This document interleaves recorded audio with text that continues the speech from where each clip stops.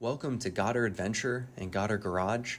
In this video, we're going to cover the necessary steps to fit 32 to 33 inch tires on our Honda Passport. These same steps apply to most iVTM4 Hondas.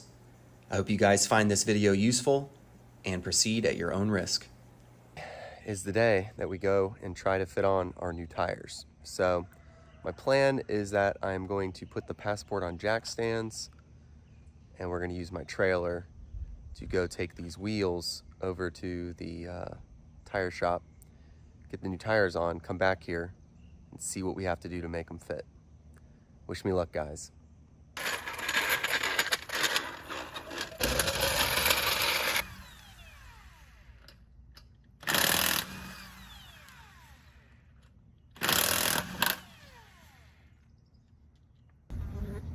Just scratched the wheel for the first time.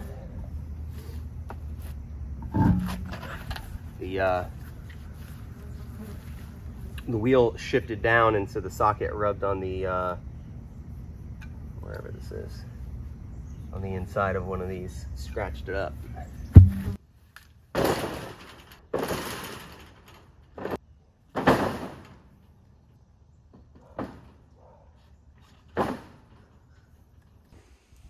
All right, we're back from the tire shop, and I have to say these Goodyear Duratrack Kevlar reinforced Duratrack RTs, they're looking mighty fine. Now we just have to see if we can get them to fit.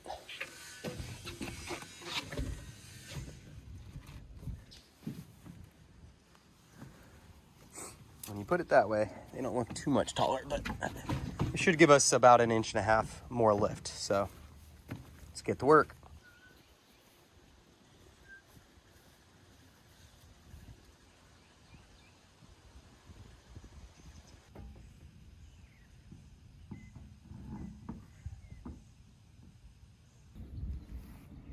All right, so ironically, the fitment in the back actually looks a little tighter than the front, especially on this side. So we'll have to drop it down, and the goal and the plan, I already know some of the metal that I need to cut out of here, but my goal is to try to have the plastic preserved so that I can use my heat gun and mold it back so it still looks factory, so you can't see the cut. That's what the goal is. But what I'm gonna do is throw on the other tire, and we're gonna let the car down. I'm gonna move it backwards and forwards just a little bit to let it all settle out, and we'll have to look at all the different clearance issues that we have to take care of. All right, what is this monster truck you built? We're just gonna drive off the road and then back on the road straight. Yeah, the clearance is insane under that. It's more than our Pilot, I could almost guarantee. So the clearance in the back is definitely tight, but it's in. It's tight but in. Yeah, but when you hit bumps, will it not just like bump right into that? We're gonna test that. But the real question is, the front doesn't look like it needs nearly as much trimming as I was anticipating. But so what I'm gonna do now is I'm gonna lift the car back up, and we're gonna turn the wheels. We're testing the clearance on the turning, and it's this hump that comes out right here is where it catches. Other way. And right there. All right, so that is what we've got to take care of. So the next thing I'm gonna do is take off this plastic liner right here. We're gonna cut the metal. I've got a picture I'm kind of working off of. We're gonna cut the metal, and then I'm going to try to make a way for this liner to get fastened back in so it looks stock. All right, so we are gonna take off the liner here first, kind of peel it back so we get some more access, just like we did before.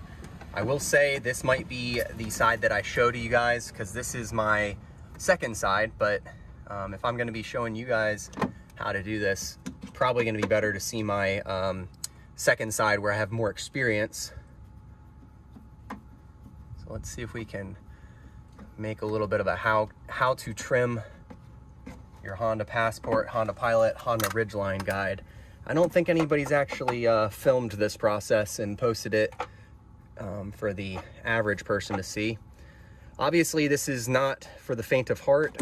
This is a a job that, you know, definitely is a permanent modification. Can't go back from it. And we are, I'm not a professional, but I am willing to accept the risk to get 33-inch tires on my Honda Passport. I've already, well, you've already seen it too at the beginning of this video. The tires make this Passport look like an absolute monster truck, in a good way, I think. And I cannot believe that we've already gotten our Passport built up this quickly. We barely have the dealer plates off yet, and it's already looking like an off-road monster. Got to get some more armor for it, but, and tire swing. We don't have a full-size spare. I'm planning to roll with a, these clips are really, really hard. There must be a secret to them. On the other side, I just pried them off, but it took a lot of effort. There we go. They're like these rectangular clips. Very hard to get out. Hoping they're reusable, because I don't have extras at the moment, but I've got a dealer close by, so we can always just go get some more clips if we need to.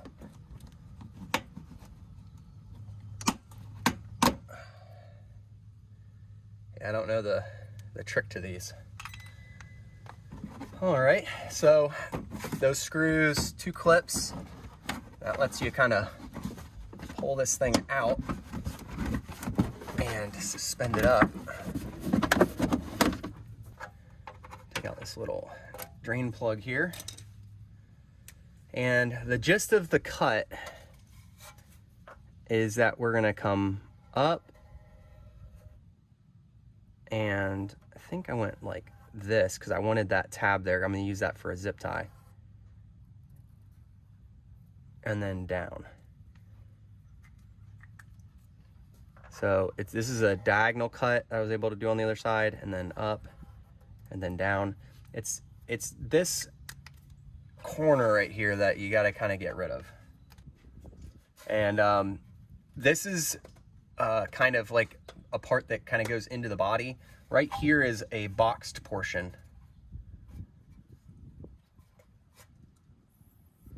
But I'm following in the footsteps of John Deasy and his mechanic, Manny. Ian, he did a more elegant repair where they, or a cut where they pretty much welded some replacement metal back in. I'm going to be doing, making it to where the liner kind of goes back down and you can't tell it was cut at all.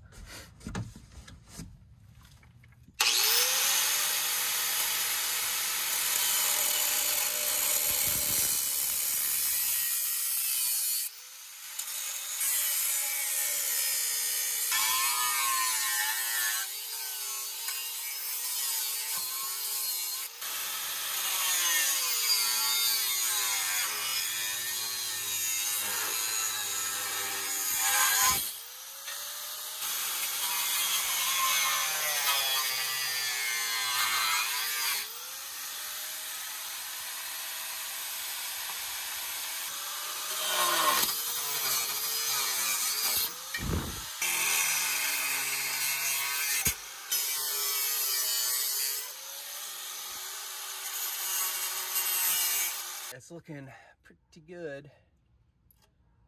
We will, I'm gonna go ahead and do like I did on the other side, go grab the primer.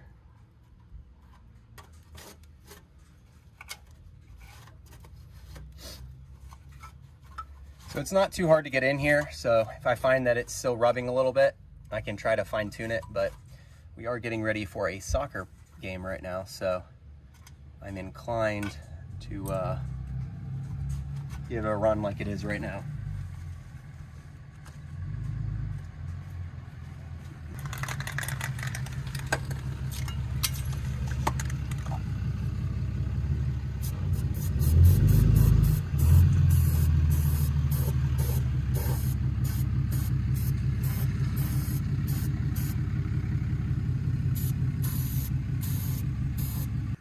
All right, so we got the truck liner sprayed on top of the anti-rust primer on the front to clearance it. All I did was cut like a little V right here and then zip tied it forward On the other side, you could do the subframe bolt. Yeah, so you can do a long zip tie and do it around the subframe bolt. That should be enough room up here. And now we're gonna work on getting the plastic put down.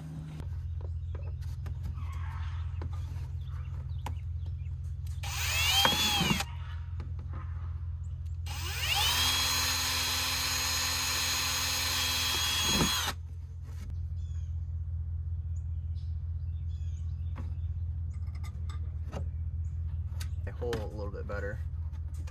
Oh, and then we can go into this existing hole right here. This is looking good. Yeah, that's looking really good. So that sucked it in really nicely right there. So you don't need this hole. You just need a hole above that hole. And then I think I'm gonna do one more hole right here, pull that in.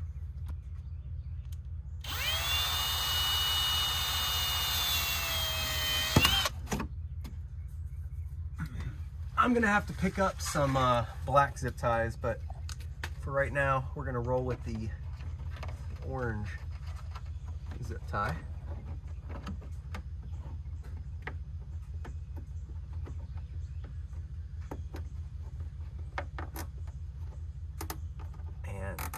Just like that. I think we probably have it sucked in enough to be out of the way. All right, so this is our little flexing zone. I'm gonna try to flex the suspension here a little bit.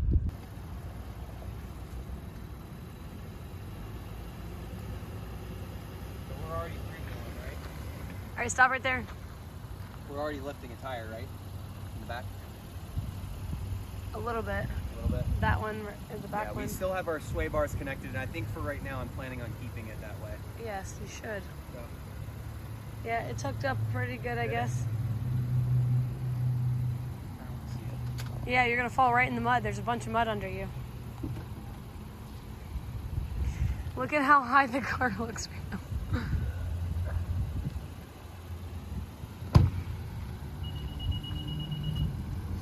Yeah, that's not bad, and it did tuck up pretty good, but you can see that it clearly doesn't use up that much more of the articulation or the wheel well. Yeah. Say it again. I said, let's see if I can get in here without making a mess. Ugh. Oh my. I got mud in our car for the first time. Oh, come on, man.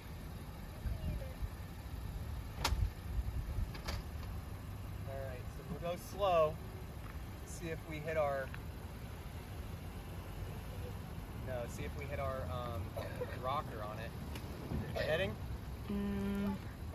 No. No, you cleared it. We'll have to learn the new clearance ability. Yeah, you cleared it. The lowest part seems to be that little gas. Am I on it? No, you're good. Am I on top of it? Oh yeah, you're on top of the thing in it. On the hill thing.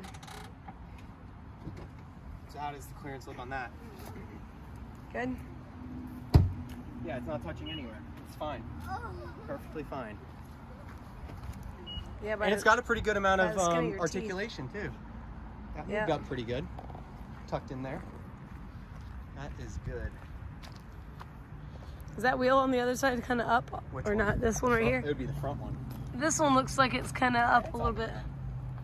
All the way, even on the back? I mean, the sides look a little bit. I think we did it here. I think we built a rig that can get us up Imogene Pass. Uh-huh. What do you think? Of its own accord. Of its own accord, yep. All right, so let's take a little tour around the rig here. This is the HRG Beast Kit with 265, 70, 18 Duratrack tires. Flexing on a piece of asphalt here.